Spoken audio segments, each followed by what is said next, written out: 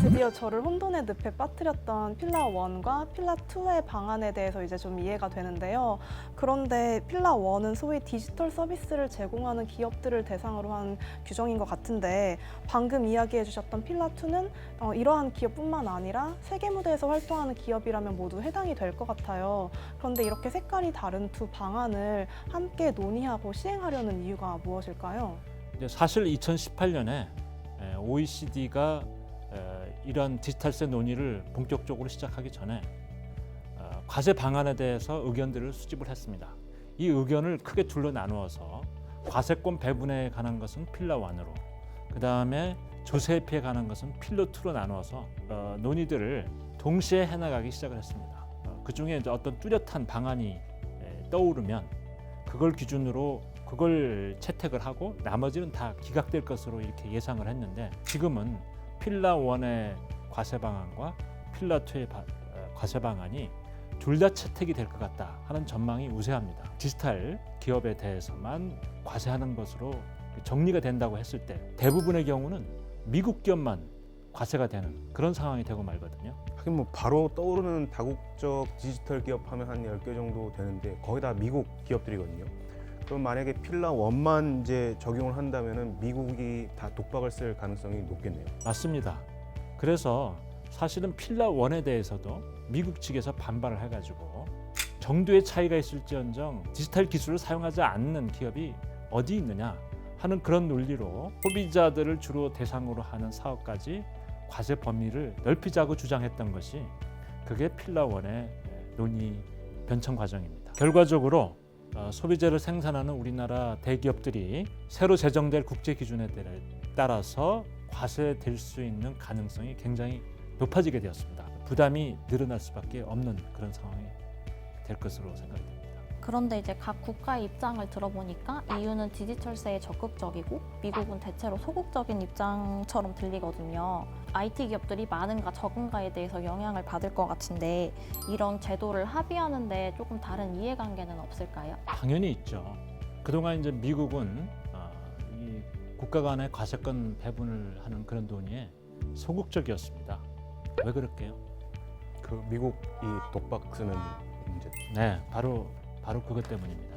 손해를 본다고 생각을 했기 때문에 시작부터 상당히 소극적이었습니다. 트럼프 대통령 시절에 재임 중인 2017년에는 미국이 대대적인 세제 개편을 해가지고 그 전까지 35%의 법인세 고세율로 유지를 했던 것을 21%로 다운을 시켰습니다. 그리고 이제 한편으로는 해외 저세율 국가에 무형자산을 이전하고 거기서 소득을 창출하게 되면 여기 미국에 있는 모회사에 대해서 그 소득의 절반을 추가로 합산해서 모회사에 대해서 과세하는 그런 제도를 도입을 했어요. 뭔가 좀 들어본 것 같지 않습니까? 필라 2의 방안과 비슷하게 들리네요. 예, 맞습니다. 그래서 그 제도, 유사한 제도를 미국에서는 사실 이미 도입을 해왔기 때문에 필라 2에 대해서는 별로 거부감이 없었던 거예요. 금년 초에 집권한 바이든 행정부에서는 필라 1과 필라 2에 대해서 새로운 대안을 제시를 했죠. 업종이나 뭐 이런 거에 관계없이 수익을 많이 창출하는 그런 전 세계 대기업을 약 100여 개 정도를 추려가지고 그 기업들에 대해서만 필라 1을 적용하자 하는 그런 제안을 했고요. 필라 2에 대해서는 글로벌 최저한세를 21%로 설정하자 이렇게 주장을 했습니다. 그 21%가 보니까 2017년 인하한 미국의 소득세율 21%를 최저한세율로 정하자고 한 거였네요. 맞습니다. OECD 그 협상에 참여했던 일부 국가는 12.5%를 상당히 강하게 주장을 했어요. 근데 미국 입장에서는 21%로 채택이 되는 것이 12.5%로 채택이 되는 것보다는 자기네들한테 유리하다. 왜냐? 미국 기업이 만약에 28%의 상대적으로 고율의 법인세율이 채택되는 경우에는 해외로 자꾸만 나가려고 할 텐데 해외에서 과세되는 세율이 별 차이가 없는 21%라고 한다면 나갈 수 있는 유인이 적을 거 아닙니까? 그런 걸 생각해서 자기네들이 제안한 21%를 좀 밀고 나가고 싶은 거예요. 각 국가의 입장이 너무 다르다 보니까 원래는 2020년도 말에 세부적인 안이 나온다고 했는데 지금 알아보니까 21년으로 미뤄진 것으로 들었거든요. 이 치열한 공방이 과연 합의가 될 수 있을까요? 이유는 디지털세 협상에 처음부터 굉장히 적극적이었습니다. 반면에 이제 미국은 소극적이었는데 최근 들어서 이제 입장이 좀 바뀌었습니다.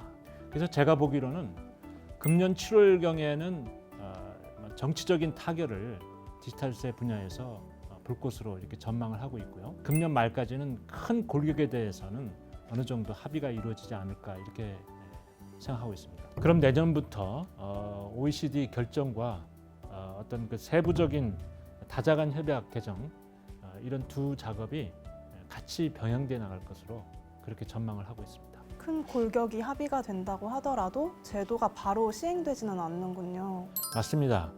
전 세계적으로 많은 국가들이 이해관계가 얽혀 있기 때문에 상당히 세부적인 데까지 타결이 돼야 되고 그러다 보면은 집행되는 데까지는 3년 이상의 시간이 소요될 것으로 그렇게 전망을 하고 있습니다. 우리나라는 이제 수출 주도국인 만큼 이 제도에 대해서 대비를 해야 될 것 같은데요. 일단 우리 국내 기업한테는 어떤 영향을 미칠까요?